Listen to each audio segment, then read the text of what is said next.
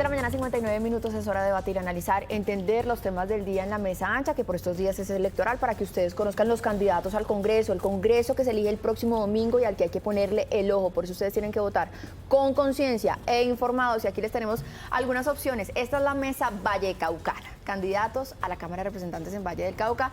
Edwin Maldonado. Edwin, gracias por asistir, por aceptar esta invitación. Muchas gracias por la invitación. Soy Edwin Maldonado del Partido Nuevo Liberalismo, el 110 de la coalición Ahora Colombia. Michelle Obando. Muy buenos días, Maritza, Julio, muchísimas gracias por la invitación aquí a la mesa ancha. Soy Michelle Obando, la 101 del Frente Amplio Unitario. Y Víctor Manuel Salcedo, él ya está en el Congreso, es actualmente representante y aspira a reelegirse. Víctor Manuel, bienvenido. Buenos días, Maritza, a Julio, a Michelle y a Edwin, saludo cordial. Yo soy cabeza de lista del partido de la U, 101 en el tarjetón Valle del Cauca. Y no es candidato, pero también es vallecaucano, por supuesto, don Julio, nuestro Julio. Hola Maritza, bienvenidos a mis coterráneos. Miren, creo que uno de los temas que se nos presenta aquí para analizar un poco es ese enfrentamiento vía Twitter entre las autoridades locales y el gobierno nacional. Ayer el alcalde de Medellín y el gobernador de Antioquia denunciaron que había una especie de plan con el que se podría atentar no solamente contra ellos, sino contra varios periodistas que iban a asistir a una rueda de prensa en Hidroituango. Ellos decidieron cancelar esta visita, pero después de eso vinieron unas declaraciones que generaron una especie de discusión y de polémica, porque el presidente de la República dijo que no había información de eso y que no se saben las razones por las que ellos cancelaron esa rueda de prensa. Acto seguido reaccionan gobernador y alcalde diciendo que pues no le corresponde, palabras más, palabras menos, al gobierno nacional desestimar las amenazas contra unos gobernantes locales, mientras sí les dan garantías a quienes estarían detrás de esos planes de atentado que son las disidencias de las FARC.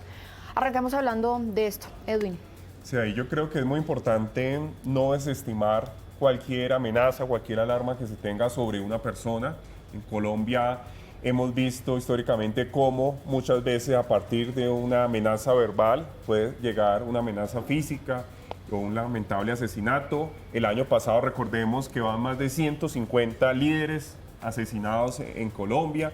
También se ha presentado el lamentable hecho de Miguel Uribe, y yo creo que sí es importante que se clarifique, y me parece irresponsable de parte del presidente hablar de que no hay información cuando el gobernador y el alcalde mencionaron que el mismo ejército en Antioquia y su esquema de seguridad, que también hace parte del gobierno nacional, fueron los que les indicaron que había un riesgo y que por eso no era conveniente que se acercaran. Entonces, en estos casos yo creo que no se puede minimizar cualquier alarma y es necesario adelantar todas las investigaciones, porque la seguridad debe ser para todos, para la persona que está en la calle, para una gran empresa, para el emprendedor, y en el caso de política, para la oposición y para las personas que estén de acuerdo con este gobierno. Para todo el mundo debe ser la seguridad. Sí, Michelle.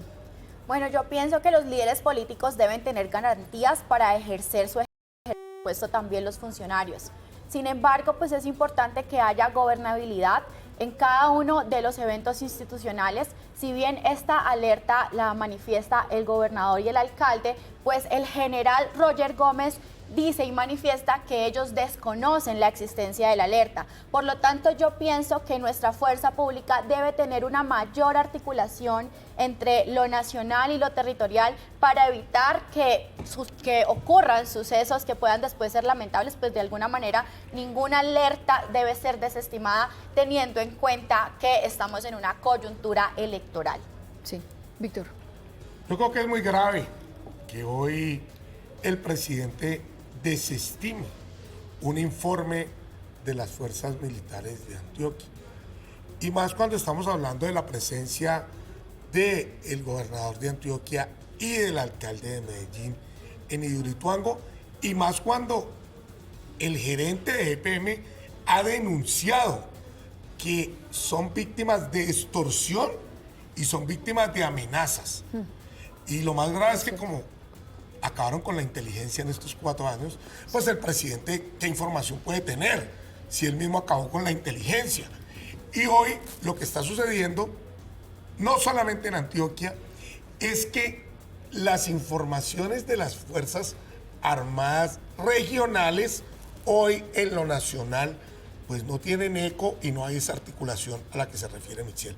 A mí me parece muy grave, y cuando estamos hablando de Federico Gutiérrez, es que Federico Gutiérrez, no olvidemos, era candidato presidencial hace 4 años y debería Gustavo Petro, que estuvo en la oposición, garantizarle seguridad no solamente al gobernador de Antioquia y al alcalde de Medellín, sino a los mandatarios locales, así tenga diferencias políticas con ellos. Y es lo que está pasando en todas las regiones, no solamente en Antioquia. Sí. Se está replicando esa situación y un presidente que le da garantías a los grupos armados, que les libera zonas para que sigan, comillas, hablando de paz, pero haciendo actos terroristas, que es muy benevolente con ellos, pero que desestima, Sí.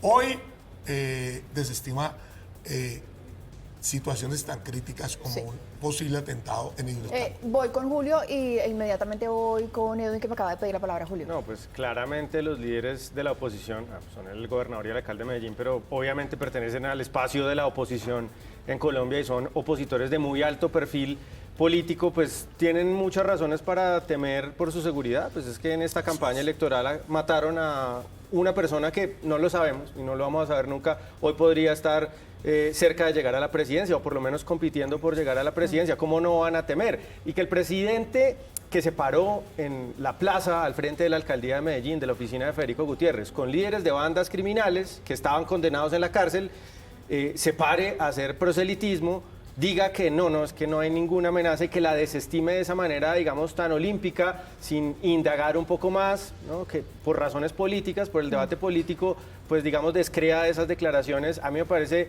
delicado. Uno entendería que si ellos anuncian que hay unas amenazas, efectivamente alguna información tienen, y la responsabilidad del presidente, más allá de pararse con los miembros de bandas criminales, también es protegerle la vida de los gobernadores y de los alcaldes, por supuesto.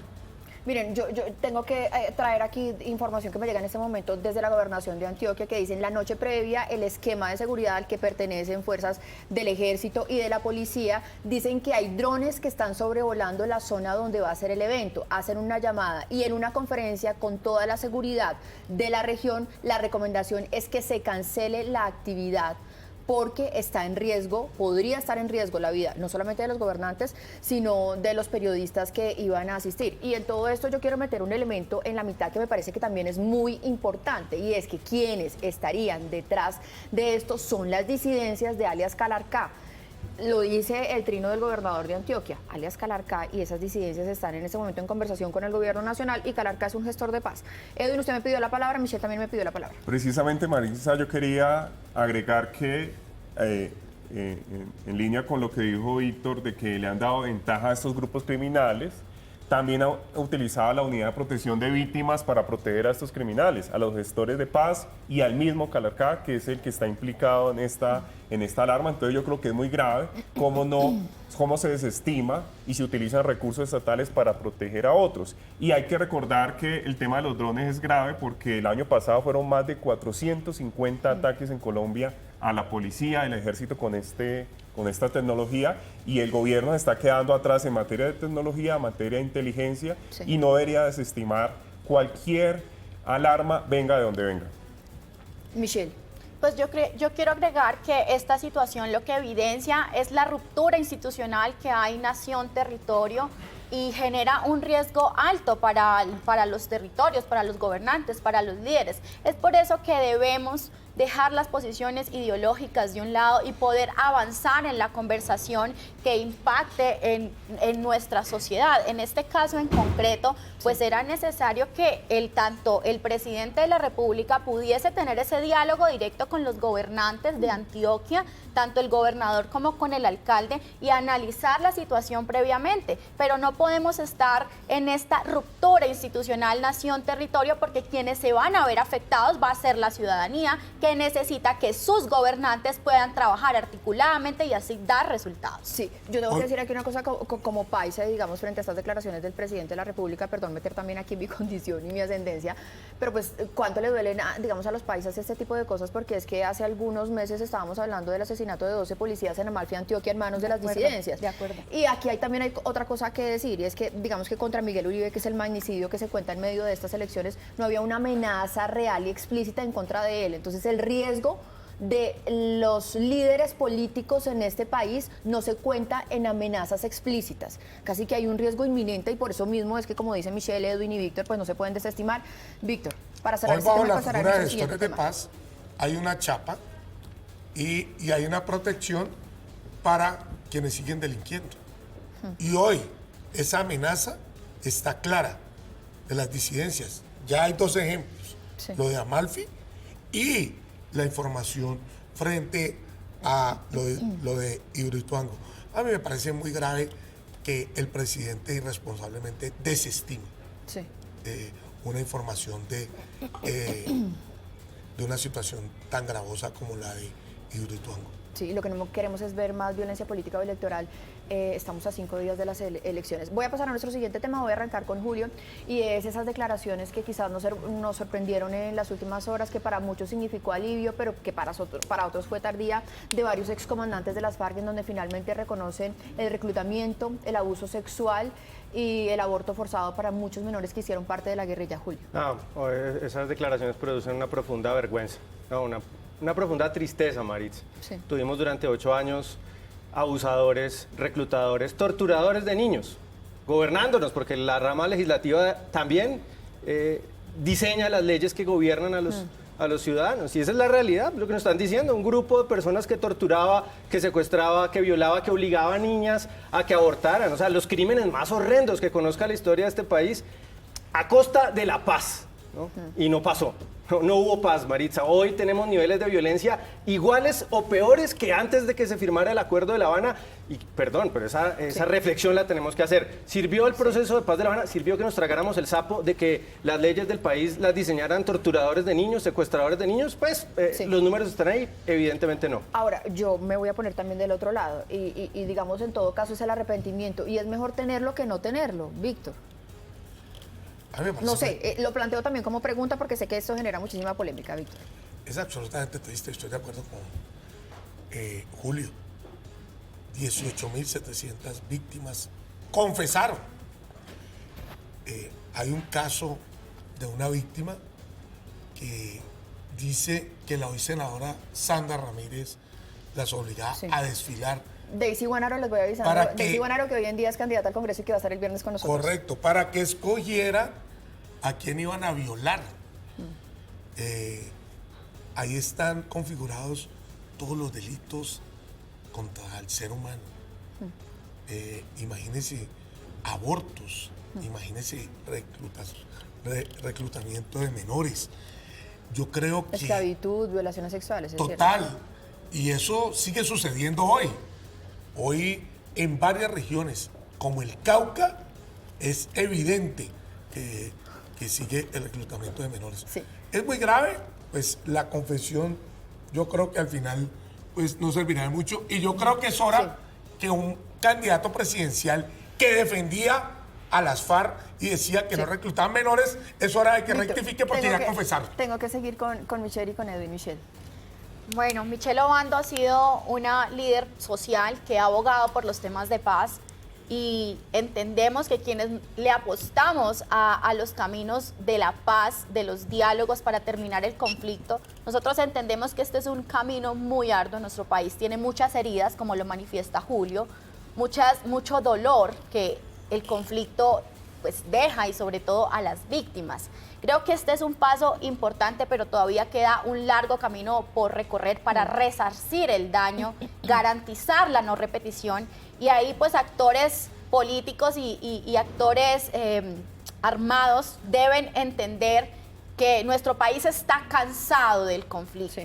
Estamos cansados de vivir tantas décadas de violencia Sí. y al menos un acto de Sí. arrepentimiento creo que es un paso importante, pero es importante también Sí, Michelle. reparar el daño.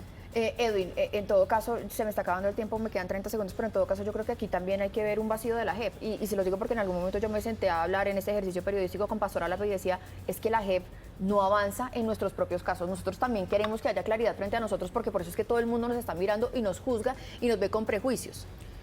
Para cerrar esto rápidamente. Sí, yo primero doy claridad que yo estuve de acuerdo con el proceso de paz, voté sí al plebiscito, pero a 10 años de ese acuerdo realmente los resultados son muy pobres.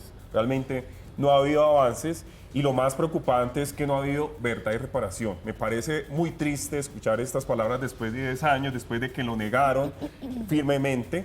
Y qué más crímenes atroces están ahí escondidos. Yo creo que no está saliendo toda la verdad y sobre todo no hay reparación. Y yo creo que el proceso no ha funcionado porque los mismos que se desmovilizaron no han cumplido, no han dado la información para desarticular el narcotráfico, no han dado la plata que prometieron que iban a dar. Entonces yo creo que sí es muy grave porque esto desencanta a los que estuvimos de acuerdo con el proceso de paz porque realmente no ha servido para nada y el cumplimiento es menos del 15%. Miren, me quedan 20 segundos para cada uno de ustedes porque tengo que justificar que ustedes sean realmente esta mesa vallecaucana. Se me acabó el tiempo, pero les voy a dar 20 segundos para que ustedes digan por qué deben ser representantes de la Cámara en Valle del Cauca. 20 segundos. Edwin, Michelle, Víctor, 20 segundos. Yo estudié en el SENA, estudié economía en las noches, saqué adelante mi vida, como muchos jóvenes de clase media, sé lo que es la falta de oportunidades y quiero llegar al Congreso precisamente a trabajar porque haya más oportunidades, más inclusión y más seguridad y para construir lo que yo llamo el valle que merecemos. Michelle. Soy Michelle Obando, una hija del Pacífico, lideresa social, activista política, sobreviviente del cáncer. Quiero llegar al Congreso de la República para ser la voz del paciente en este debate político eterno sobre la reforma al sistema de salud y no hemos puesto a los pacientes en el medio. Víctor. Si usted es de los que piensa que un congresista debe legislar con responsabilidad, debe vender la independencia de poderes, debe de hacer gestión por la región, desde el bloque parlamentario, y debe hacer control político, Víctor Manuel Salcedo, U101 lo representa. Pues señores, muchísimas gracias. Vamos a ver a cuántos vallecaucanos convencieron. Una campaña muy exitosa para todos ustedes y gracias por aceptar esta invitación en este proyecto democrático de Noticias RCN, Mesa Ancha Electoral.